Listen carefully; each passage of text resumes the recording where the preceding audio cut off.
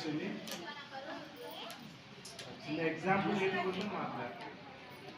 మా ఉపాధ్యక్షుడు ఉన్నాడు ప్రభంజన్, ఇంటికి ఫోన్ వస్తాడు, పాప చెప్తాడు, ఇదిగో విజయ్ ఉన్నా అని చెప్తాడు. విజయ్ అన్న ఫోన్ వస్తుంది, పాపం వాళ్ళ మేడం కూడా నేను ప్రపంచంతో ఉన్నా అని చెప్తాను.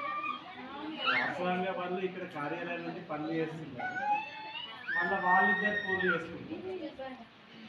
ఇద్దరు ఒక దగ్గర ఉన్నారట, మనం ప్రశాంతంగా ఉండొచ్చు అని అమాయకంగా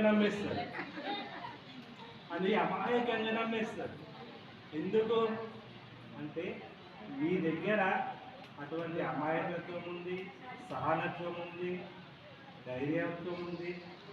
ఈ రకంగా అన్ని గుణాలు కలిగి ఉన్న మహామూర్తి మన రమాయి గారు.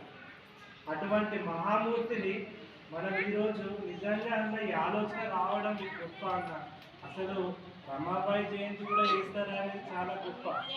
అటువంటిది పార్టీ కార్యాలయం ఓపెనింగ్ చేసి రమాయి జయంతి చేస్తూ ఆమె గురించి ఇప్పటివరకు పెద్దలందరూ మాట్లాడారు.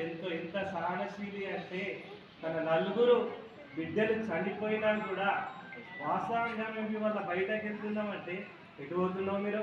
బ్రహ్మాండమైనటువంటి రిజల్ట్ తీసుకుంటాం. ఎవరు కూడా పుట్టుకతో లీడర్లు ఎవ్వడు కాడు.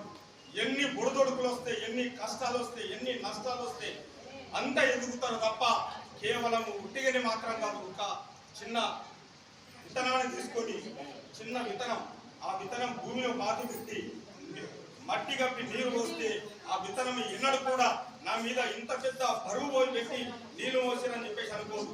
ఆ భూమిని తనుకొచ్చి విత్తనం చెట్టుగా మారుతుంది, ఆ చెట్టు మహాపురుషంగా మారుతుంది. అదే మనిషి నైజాం అని చెప్పేసి ఆలోచన చేయాల్సిన అవసరం ఉంది. మనం కూడా మనకెవరో టార్గెట్ కాదు, మనమే టార్గెట్.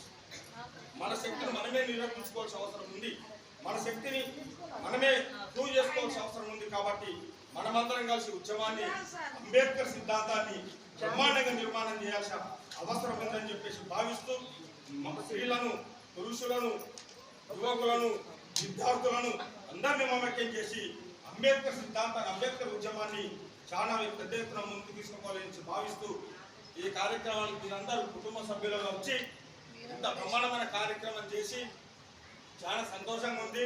అదే రకంగా ఒక 4-5 రోజుల నుంచి కష్టపడ్డ సంతోష్, ప్రపంచ